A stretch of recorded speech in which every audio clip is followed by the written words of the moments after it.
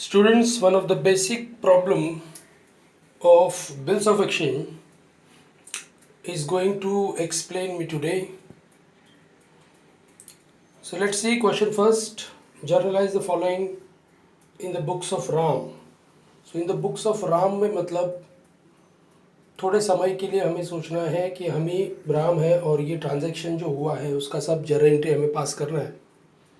So Ram sold goods, that is coffee powder, to Sham for ₹4,000.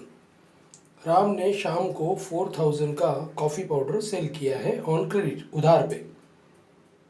और ये credit पे cell किया, इसके लिए इन दोनों के बीच में एक प्रॉमिसरी नोट बना है. Ram draws a bill on शाम फॉर 2 मंथ.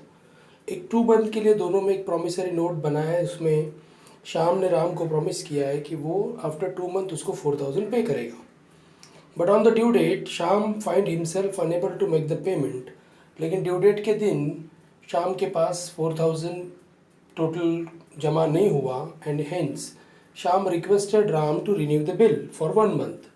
तो शाम ने राम को रिक्वेस्ट किया कि मेरे पास अभी टोटल 4,000 नहीं है, मुझे और 1 मंथ का टाइम दे देना. So Ram agreed on the condition. Ram इस कंडीशन पे एग्री हो गया that Shyam should accept a new bill, कि अभी हम एक नया प्रॉमिसरी बिल बनाते हैं टुगेदर विद इंटरेस्ट ऑफ ₹200, जिसमें राम ने शाम को कहा है टुगेदर विद इंटरेस्ट 200. अभी तू मुझे 4,000 नहीं 4,200 पे करेगा बिकॉज तू अभी मेरे से 1 मंथ का एक्स्ट्रा टाइम मांग रहा है. And the second bill is duly honoured. इसका मतलब जो नया प्रॉमिसरी नोट बना 4,200 का, उसका पैसा शाम ने राम को बराबर टाइम पे दे दिया. तो ये आपका बिल्स ऑफ एक्सचेंज का जर्नल एंट्री का प्रॉब्लम है. ये बेसिकली जर्नल एंट्री के लिए ही आता है. तो इसमें क्या क्या सिचुएशन है उस हिसाब से एंट्री पास किया जाता है. तो देखो सिचुएशन क्या था. सबसे पहले राम ने शाम को 4,000 का गुड सेल किया था. और आपको पता है जब भी हम किसी को क्रेडिट पे गुड सेल करेंगे तो पहले पार्टी का नाम आता है और टू सेल्स अकाउंट आता है. और मैंने इस प्रॉब्लम की शुरुआत में ही कहा कि हमें यही सोचना है कि हमारा ये प्रॉब्लम है, हम फिलहाल राम है और हमें ये पूरा एंट्री पास करना है. That's Y in the books of Ram drawer. अच्छा, इसमें ये समझ लो ड्रॉवर ड्रॉवी कौन होता है? जो गुड सेल करता है.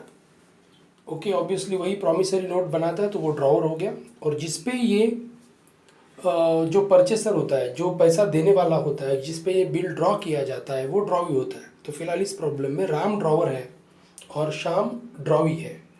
तो जो पैसा पे करने वाला है वो ड्रॉवी होता है और जिसको पैसा मिलने वाला है उस डील में वो ड्रॉवर होता है. So in this problem Ram is a drawer and Shyam is drawee. तो सबसे पहला एंट्री हमारा फर्स्ट क्रेडिट सेल का, दैट इज़ शाम अकाउंट डेबिट, मतलब drawee account debit to sales. ये तो हमारा नॉर्मल क्रेडिट सेल का एंट्री है. 11 में भी आपने ये एंट्री देखा होगा कि जब भी हम किसी को क्रेडिट पे गुड सेल करते हैं तो ऐसा एंट्री पास होता है, that is party account debit to sales account. जिस पार्टी को हमने गुड सेल किया है उसका नाम पहले डेबिट में आ जाता है बिकॉज वो रिसीवर है, और सेल्स आपको पता है हमेशा क्रेडिट में आता है. So Sham account debit to sales account being good sold on credit. अब इसके बाद क्या हुआ था, सेकेंड सिचुएशन, दोनों के बीच में एक प्रॉमिसरी नोट बना था. सो ये प्रॉमिसरी नोट का फॉर्मूला, जब भी बिल ड्रॉ किया जाएगा, जब भी बिल बनाया जाएगा, उसका फॉर्मूला होता है बिल्स रिसीवेबल टू जो भी वो पार्टी है, मतलब ड्रॉवी. तो इधर ड्रॉवी तो शाम है तो सेकेंड एंट्री आ जाएगा bills receivable account debit to Sham account 4,000 का.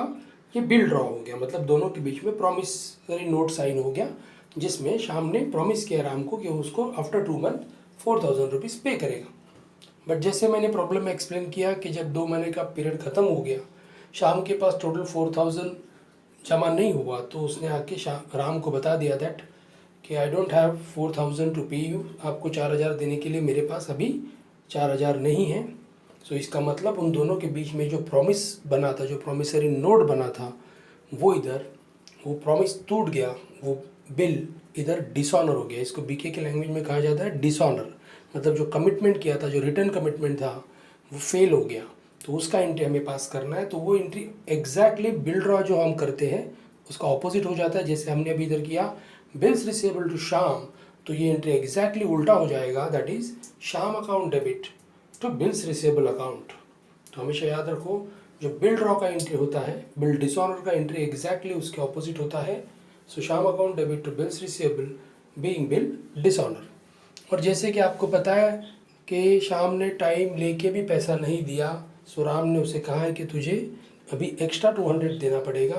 तो ये सब में 200 क्या बोल के आया है, एज ए इंटरेस्ट। तो हम इसके बाद सबसे पहले फोर्थ एंट्री इंटरेस्ट का पास करेंगे, दैट इज इंटरेस्ट। अभी राम के लिए इनकम है, मतलब हमारे लिए इनकम है, तो इनकम जब भी होता है तो क्रेडिट में आता है। That's why Shyam account debit to interest account, that is 200 being interest charge, हमने उसे इंटरेस्ट चार्ज किया है।